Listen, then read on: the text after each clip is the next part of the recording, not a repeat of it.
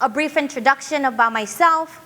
We're gonna be talking about authentic self and our journey and our reflections, hence why you have the mirror in front of you that you get to keep and take home with you. And why the mirror powers in our value. Authenticity is a journey. Remember, I'm saying it's a journey, not a final destination. And hopefully we can get to the final tips and things. And I know I'm running with time, so I will try to speed it up. If I'm talking too fast, it's my Brooklyn coming out. If you hear my accent, it's my Spanish side coming out. When I get nervous, there's a clash of both. So bear with me as we navigate this together, okay? Okay, so why the mirror? Why are we talking about the mirror? And I'm glad that today has culminated to us talking about the mirror. We have been talking about reflection, bettering ourselves. So the mirror is kind of like a metaphor, right? That reminds us to look beyond of what we're seeing. Right now in your, if you pick up your phone and look at your last 5 Instagram posts, do those posts reflect your values, your core beliefs? Do they? If they do not mirror that, then we're gonna have to pick other posts of what we put in on there and different filters, right? Because the mirror is the only place where we cannot put a filter on. This is our raw, authentic self with no makeup, right? And then the power of knowing your values. Okay, I know Dr. Lauren was talking about the core beliefs and knowing that. I know Patrice was talking about her values during the lunch breakout, talking that she had to say no to a couple of people because she knew what her core values are, right? So you have in front of you a neon pink sheet that talks about core values and living into your core values, right? I'm gonna mock it for you when you go home, or if you have some time right now and we can work and talk at the same time, you could flip the page and these are some values in the back, right? If you see some values that connect to you, that speak to you, write them over on the next slide. If not, create your own values, right? So I'm gonna tell you one of my values. So one of my values is integrity. Why I chose the word integrity is because it's doing the right things at all the time when nobody is looking, right? Integrity. And it aligns with my profession. At the beginning, I didn't know why I was into diversity, equity, and inclusion until I started looking at my values. I believe in integrity. I believe in doing the right thing, right? So in doing that, I will put it on value number 1, right? What are your behaviors to support your values? What I do every day. So what do I do every day that will support that? Okay, I look at my children and I'm like, okay, what am I teaching them that they can go on to do? With my students, I do the same thing. I'm telling them, are you being your authentic self? Is this the reflection that you want to see? And how does that portray, right? So I walk the talk. So if I tell my daughter, don't walk on the grass because it's bad walking in the grass, guess what I'm doing? Not walking on the grass, right? Or if I tell her, oh, you have to do X, Y, and Z, I have to do it as well. So leading by example, that is also integrity, right? So I put that on there. What example of a time where you were fully living in your values? So I live my true authentic self in my value when I do presentations like this, because I am definitely giving you a piece of myself, right? When I talk and suggest or offer advice, if I haven't done it or I don't believe in it, I'm not gonna tell you to do it, right? That is my true authentic self. And if you were get to know me or you look at my social media, Facebook and Instagram, beyond that, you won't catch me on Twitter and all of this stuff because I don't know how to do all of that stuff. But if you follow me on those 2 platforms and on LinkedIn, you can see that integrity is, okay, I know she believes in that because that is everything I post and do, right? So that is the confidence building. If you know your values, you will walk and talk differently. Your music will inspire you to do the same. What kind of music makes you jazz up, right? What pumps you up? Who are your core friends, right? Who you have in your circle matters. And the 2 speakers prior were talking about that. They influence you. So the people around you influence your core values. Like if you're not a part, let's say for example, the Mean Girls Club, right? Talking bad about people or devaluing people, don't hang with them if that's not one of your core values, right? Try to go to the circle of empowering and motivating other people, right? But oftentimes, moving and stepping back from that circle can lead you to be like, oh, am I doing the right thing, right? And oftentimes, when you look in the mirror, you will know how you feel, right? If you look at yourself and you be like, ooh, this is me now, right? I know I'm feeling powerful, I'm feeling confident, then you know you're on the right track. If you're still feeling uneasy, right, which is okay, anxious and nervous and worried about, I don't know if I'm doing the right thing, and you're looking at yourself and be like, okay, is this a decision that I really want to commit to? Then work through that, right? And see, then when you work through it, journal it, write it down, come back, talk to your mentor, and then rephrase that question in the mirror again, and look at your facial expression. Look at your body expression when you talk to yourself. So the mirror, I want you to use that mirror as a dialogue to talk to yourself and see what kind of reaction you get from yourself, right? So with that, as we're talking to ourselves and we're trying to empower ourselves, I facilitated some of the stickers that you can put right on your mirror so that you can have that, right? That positive message so that it can keep you motivated. Once again, it's a journey, right? At the age of 39 that I am right now, soon to be 39, right? I'm still working through it. It is not easy. It is a constant struggle because you do have those negative comments that will come up. But like I said, authenticity is a journey, right? And you are the only one that knows your true self, right? I don't know who you really are, but what you show me, what you reflect, what you act, your body language, what you wear is important to your identity, right? And how other people perceive you. So keep that in mind and know that our identities are constantly changing, right? In high school, I was a volleyball player and I played tennis, right? So a lot of if I had social media back in the days, a lot of my posts would have been like athletic posts, right? When I went to college, we did have Facebook. It was the beginning stages of Facebook. You will see most of my interactions there were my social clubs, my identity. Like I was doing a lot of community service, I was getting involved. That was part of my identity then, and those were my values, giving back to the community, right? Going back to my integrity, like I like to help people, and how do I do that? People knew that. Oh, do you want to volunteer for this? Do you want to volunteer for that? I was always saying yes. Saying yes all the time created burnout. I didn't really know what burnout is. I knew I was always tired. And I'm like, why am I always tired? So I had to learn how to say no. And a lot of us have been telling you today, throughout the messaging today, is the power of saying no, right? I'm a Latina, so in my culture and in my household, you have to save face. So we were like, oh, yes, I'll get it done, I'll do it. You know, as soon as you turn the corner, that's not getting done. I was either calling them back, you know what, something came up, I'm not doing that. And that goes back to Lauren was talking about this morning, right? And if you study it, it's called a relative yes, right? When you say yes and you mean no, right? I'm used to working with a big international population, and guess what? That was very common. Very common for them to tell me, yeah, they were going to do it. And then I realized they didn't show up for the event. And it was saving face, because it was more important to save face than letting me down as the person, right? So as I learn through this bicultural clash that I'm constantly navigating into worlds, right, I learned that there's power in saying no. And I want to give that power to you all early, at 17, 18 years old, to say no, right? And be like, you know what, at this moment, I can't do this, but think about me in the future, right? If this comes about again the next time, you know what, maybe I will have more time. Or I can't do this because of X, Y, and Z, right? I tell my daughter to tell me no, and when she tells me no, I'm in shock. I'm like, oh, wait, did you just say no? You're not going to clean up your room? No, that's not what saying no means.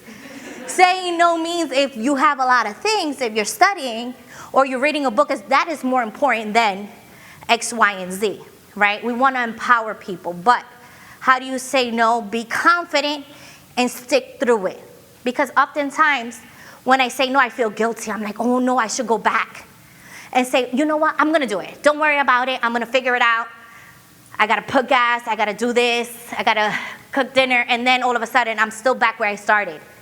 Frustrated, anxious because I couldn't fulfill. And then integrity, being true to myself, does not align when I'm overwhelmed. So going back and sticking and being confident with the no, right? Don't be rude. I'm from Brooklyn, New York, and rude is our middle name, right? I'm going to own it. But I also found out that when I was being rude, I was disengaging people. I was not building bridges of connection and true connection. Meaningful, authentic relationship were not happening because people didn't want to deal with me. So then I had to take a step back, look at myself in the mirror. I'm like, well, something is happening. If people are telling me constantly, you have an attitude problem, or why are you being so mean? And I'm like, okay, you know what? Too many people are saying this. Let me go back, do some self-digging, reflection, fix it, tweak it, so then I'm able to grow and pivot, right? This is where I'm talking about authenticity is a journey, because it's a constantly fixing and adding on to the conversation, right? Be confident. You know, when we say be confident, it's like own what you know, own the material, own your knowledge, right? Be confident in what you know in anything that you do, because it's going to exude and people are going to see that. So if you have a job, be confident when you walk in. Don't be miserable. Oh, I got to go to work. I got to do this. That's not being your authentic self. If you don't want to be at that job, then don't go. I know it's easy. It sounds very privileged because sometimes you need that job to pay the bills, right? But find another job. Pivot in another way that will give you that fulfilling of your cup that you need, that would align with your values, right? Be honest and trustworthy, even when nobody's looking. Be honest with your friends. Be honest with yourself. Find a coach. Find a mentor. Whatever your religious affiliation might be, find a mentor to help you through the process, right? Because again, it's a process. And people will engage in genuine and real, meaningful connections once they know that you're living your true self, right? Because oftentimes we know a couple of our friends might not be real because you know the real them. And I'm like, why are you acting like that? This is not who you are, right? So be honest and hold people accountable. Accountability is a big part of this process, right? So through our journey of authenticity, be grateful. You know, be grateful of the things and the knowledge that you have learned, good or bad, right? You know, failures to me, I feel like it's good, that we should celebrate it more. Culturally, we don't celebrate it. We don't talk about it. You fail, they hush you to the corner, and that's it, and you keep it moving. No, talk about it, because that's how we learn. If it didn't work, you keep at it again until it works, right? Take responsibility, own it. I know Patrice talked about admitting when she made a mistake or when she made a flaw. Yeah, own it. And oftentimes I will go into a room and I will tell my daughter, I was like, you know what? You're right. I was wrong. Like, if she's trying to correct me, I'm like, you don't know nothing. You're 7 years old. What are you correcting me about? Then I'm like, going to the calendar. You're right. You do have gym. Or you're right. This assignment was due today. My apologies. Like, own it. Right? And I know oftentimes owning it makes us feel vulnerable. So oftentimes we don't own it because we don't want to seem weak. It's not weak. It's empowering your values and your thoughts, right? And what you said you were going to do, follow through, right? Pause and reflect all the time. So when you go to the bathroom, just sit there, you know, handle your business, do what you got to do. Come back to the mirror and be like, okay, when I go back out, I'm going to be a better self. How do I do that? You know, it takes a minute or two. Practice, right? Athletes and scientists are not just born with this gift. They have to work at it, continuously work at it. Just because you made it to the top doesn't mean that that's it, you give up. You continue to work the routine, right? So do it that way. Do what you love. You know, I know it's easier said than done, because when I was in your shoes, I was like, okay, I need to be a nurse because that's what my family wanted me to do because of the salary. Okay, that's what I'm going to do. I go off to college. Realized nursing wasn't for me, right? I don't like the smell of poop, and I got 3 kids. So figure the math, right? But you know, it's like I knew I didn't want to go into healthcare because of that. But there's 100 things that you could do in healthcare. I wish I would have known that, right? I would have went into public health administration or something like that. Like, there's other ways of helping people. Then I found that I can help college students. I was like, yes, this is the right path for me, and I'm gonna go with that, right? So talk it out with the people who know you, what you wanna do, so that you can love what you do, all right? Be honest, always be honest with yourself. If it doesn't feel right in your gut, guess what? You shouldn't be doing it. So be honest. Accountability. Hold yourself accountable. How do you do that? Show up for yourself first. As Dr. Lauren mentioned this morning, right? Put yourself first. It's easier said than done, because oftentimes, as a mom, I'm gonna tell you I'm gonna put my whole family first, and then at the end of the day, I'm like, okay, I'm gonna catch up. That's not the way it works, right? You are in the perfect spot in your life to do that, right? To put yourself first. Don't be selfish, still help out others, right? But know that if you need 6 to 8 hours of sleep, or if you know you have a paper or a midterm coming, take care of that first instead of going out with your friends or scrolling on your social medias and feeds prior to you getting your work done, right? Because if you like to procrastinate, that is not gonna help you be accountable or be productive. And then, let me see. Okay, I know I'm flying through this, but I'm trying to stay on track here. So, consistent, let me see, no. And there we go, because that was for another presentation. But now, I definitely want to take some questions from you all to talk about the authentic self, like how you come up to that, and what questions, some cultural questions that you might be facing with your family. Because I know when I was growing up, in my family, whatever my mom said, that was it. We didn't question it. You can't question. You can't question the authority, because that's what she wanted to do. And I found that really hard, because I was growing up now in an American culture, right? And in the American culture, we question, we go back and forth, right? We negotiate. These are the things that we learn. And I felt like I couldn't do that with my mom, right? And it was a constant battle until I was telling her, I was like, Mom, we need to do this. This is how we're going to do this. We're going to negotiate. And there was a learning curve for her, and it was a learning curve for me. But now that I'm bringing up my own children and teaching it to my students, it's getting a little bit better, right? But oftentimes you will have those conflicts, right? And it's just working them through it, getting out of our heads. Instead of thinking, oh, my mom is going to think this. No, how about I ask her first before I start thinking of what she's going to think of reacting to my question, right? Just pose the question. If she says no, then guess what? I tried. At least I tried. At least I put it out there. And I'm glad that I did ask all those questions and went away to college, because it was frowned upon to go away to college, leave my family 8 hours away, because I went to the SUNY Buffalo, and I lived in Brooklyn. Then my sister went away to college. Then my other cousin went away to college. Currently, my other cousin is studying abroad, right? So I opened the door, because I opened that communication, and I did the hard work. Now all my cousins are following through my footsteps. I always like to leave a door open for others to come, or even have a bigger table for people to join in the conversations, right? And engaging in this process as we all are pivoting from our teen years to adulthood, as we navigate from high school to college. And it's okay. Like I said, I'm still figuring it out at the age of 38. Maybe I will have another epiphany in a few years and try to get a doctorate. But that's where I'm at right now. You know what I mean? Like, it's continue is a journey. Like, it doesn't end.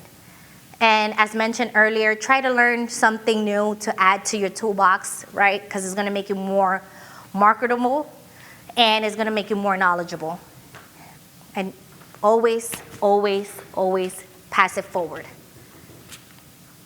Any questions? No, I know I try to do a lot, guys. I know. Yes? Anything new that you're trying to learn right now? So right now I'm into Audible, like trying to just block all the noise and just focus on the story. So I'm trying to get into Audible and podcasts. So that's new to me because I'm always thinking 1,000 things. Like, okay, what am I going to do? Like, I got this event at school. I got to do this, that, and the third. So just blocking out that noise in order to engage in books. Because my mission was for 2024 to read at least 30 books. And I'm behind. And we're in month 4. So yes. But the Audible will help me because hopefully I can just tune in and then get engaged in the book that way. Yes? Erica, what is your mantra or your power phrase? You really want to know that? I will say, I'm a badass. Like, literally, I was like, look, I'm doing what I can with what I have. And, you know, and I say that because I'm like, I need to, like, when I leave that door, that's what I'm walking out with. Like, I'm going to take on the world, and it's me and the world, right? So I need to believe that I am that, right? And I tell my daughter, she has her own little mantra. Like, she says, I'm brave, I'm beautiful, and I'm pretty, right? So she says that to herself. So nobody can validate that because I know she is learning that at home. And she was like, well, I'm going to teach Elizabeth the same thing. I'm like, yeah, you do that. You do that because at such a young age, oftentimes we're not hearing these validations early, right? We're hearing a lot of negativity out there and seeking validation from the outside world when we don't need their validation. We need our own validation to be who we are. Yes. Oh, hello. How you doing, Glennis? I have a question. Yes. The question is, what would you say to your teenage self, like your 17-year-old you? What advice would you give to her, or what is something that you would say to her now as your 38-year-old self? I would tell her, step out of your comfort zone early. Step outside of the comfort zone. Because I was always scared of doing the right thing, right? I didn't give myself room to be like, oh no, like daring enough to do the wrong thing because I knew I was the oldest child, so I had the oldest child syndrome, like I need to do good. I need to follow the rules. I need to do this. I wish, not that I'm telling her to be a rule breaker by any means, but you know, give yourself some space to go outside of your comfort zone and do more things. And I think everybody can take that away. Like, give yourself a little bit of grace. Yes, grace. Mm-hmm. Things will work out. Just also make sure you're being like, remind yourself that you are enough. Whether it works out the first time or not, that's basically kind of what you're saying there. Don't be so hard on yourself. Exactly. You will get through it and you will figure it out, and there will be people around you to help you throughout your journey. Yeah, your friends. You will know who your real friends are because they will champion you through the process. They will be there for you. Just like some of your family members will be your biggest cheerleaders, your biggest advocate to do the next big thing. You know, so make sure that you keep aware and keep mind of who's cheering for you, even when you're winning, and not even posting your wins on social media, right? Like, see who's showing up because that's your true circle. Those are the people that you want to be around with all the time.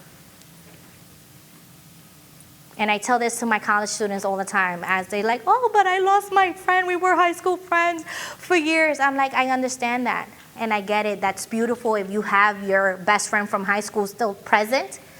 But as we grow and we have different interests that pique our different careers and we might go off to different schools, those relationships, if you're not working at it, they're not going to be sustainable. Or you just guys grows apart.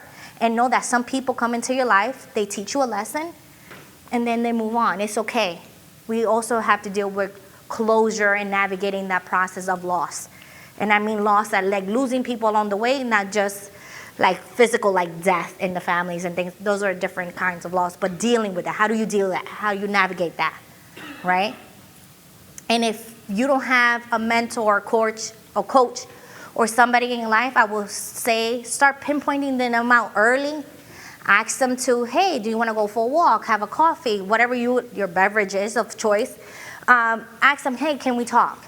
And this is why I want to have this conversation, right? If you see somebody out in the community doing something really big that you want to be like them, reach out to them and be like, hey, I like what you do. How can I get involved? Or what some steps did you take to get there, right? And oftentimes, most of us are like, yeah, let me tell you, this worked for me. It might not work for you, but this is what you can do in order for it to work for you, right? Or this is what I learned, and these are some takeaways. And always carry a pen, paper with you, because you will get inspired. Your creativity will hit you at any point in time. Like I'm driving, sometimes at a red light, I get a great idea. I was like, oh, I try to write it down real quick, or if not, I use a voice note and send myself a text, right? Like keep those tools in mind, all right? Jess, you want to add anything? Well, one of the things that came to mind actually when Liz was talking was I usually tell myself on this day next year everything will be different. And if you keep saying that to yourself, you see how much things grow in that time span. And I know you probably have like a ton of different messages today. And you're probably going home like, like how do I sort all this out? You know, whatever like really spoke to you today, I think, you know, run with that. And you don't have to figure it out all today. Like, you know, we're all here and we're still growing and stuff. You know, it is a journey. It's a lifelong journey. It is. And don't feel afraid to just like jump in the dark and do stuff. Like every day I'm just like, I'm just gonna figure it out. One time when I was like in some kind of meeting with like one of my professors, they told me they got the job because they were just gonna learn on the job. And that to me is just like, just go in there and do it. You should take the way to get there, but I think that you shouldn't let things stop you. If there's like a list of things that you like, you have to get this and this and this. Sometimes you can just learn. You can learn from people that are around you. You can learn from everybody here today. And you should be proud of yourself that you came here and you wanted to take the next step. So kudos to you guys. Yeah.